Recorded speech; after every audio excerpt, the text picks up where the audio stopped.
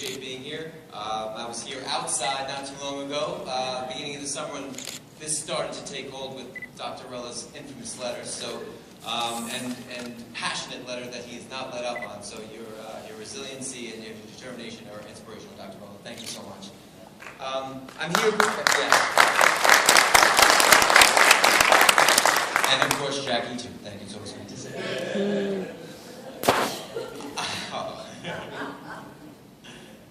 I'm here for a simple reason. I love kids. I've got 3 kids specifically that I love, and I'm an educator. I've spent a great deal of my time in the classroom and in academia studying education. Except I was ignorant of something that was going on. I watched a video made by Dr. King in November, and he said, we noticed that there was problems in education. And so we came up with a test to solve these problems. And I remember thinking to myself, wait a second. And I teach, and I grew up in a poor area.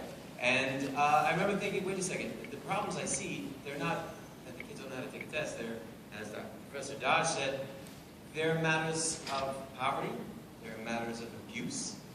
And I thought to myself, how is a test going to eliminate those social ills from the student's experience? I'm sad to say I let it go at that. I didn't do anything. And my life went on as a 12th grade English teacher, and my good friend Kevin Glynn and I were running and doing our runs. He's telling me all the stuff that's going on in education. I'm like, how come I don't know about this? And it became bothersome to me. And in June, there was an opportunity to go to a rally in Albany. I said, this is our chance to do something. Let's do something big. And Kevin, being the super genius that he is, he says, we're going to dress up like a rabbit and a pineapple. We read the story. We dressed up like a rabbit and a pineapple, went up to Albany, and we took lots of pictures, and we came back and we said, now what? It's done. Most of you, if you're not a teacher, if you're not involved with this in June, you don't even know what happened because it was nowhere to be mentioned on Newsday or News 12 or anywhere. So what did we do? And it wasn't acceptable. So we thought, and as graduation day hit, we were running, we had plans on running a marathon and all the rest of the stuff. I said, we're going to make symbols, and we're going to give a symbol for people to rally around. We're going to wear headbands. And I went and I met up with him, and he said, no, we're not going to wear headbands. No one will wear headbands. Laces. Green laces. And I wear green laces every day. Whether I'm running, I'm presenting, I'm teaching, I wear green laces because, as Dr. Rella said in our meeting the weekend after he wrote the letter, because they're bold and impossible to ignore. And they're a rallying cry. And I look at a sea of green now and I'm saying to myself, I'm so proud because I was ignorant back in November. We can't let anyone else be ignorant of what's going on to our children because it's abuse. We're here because we love our kids.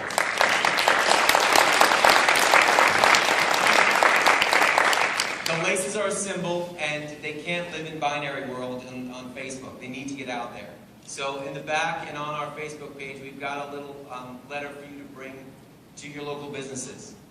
Everywhere you go, let people know that this is an issue, and we cannot be ignorant of it because April's coming quickly.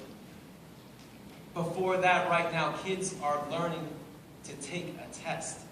Not because teachers don't love their kids, but because they have to. High stakes forces this issue. So I just want to read a quick something to you. I apologize if I go. The reformist yacht has docked at the shores of public education without much controversy a couple months ago. They were not invited for their experience in public education, which was limited to forums or listening tours. Most of them lived on the islands of business and charter schools. The reformists dropped anchor on public education because of enormous sums of money and political influence, under the pretense of saving a system from failure, making students become college and career ready. If the reformist yacht had visible weapons, this could be an invasion.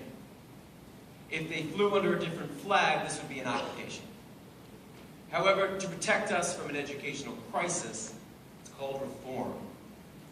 The good news is the yacht and the yachts have been set adrift by the actions of united parents wearing green, and coincidentally by the fumbling words of the educrats who have ruined their own cause.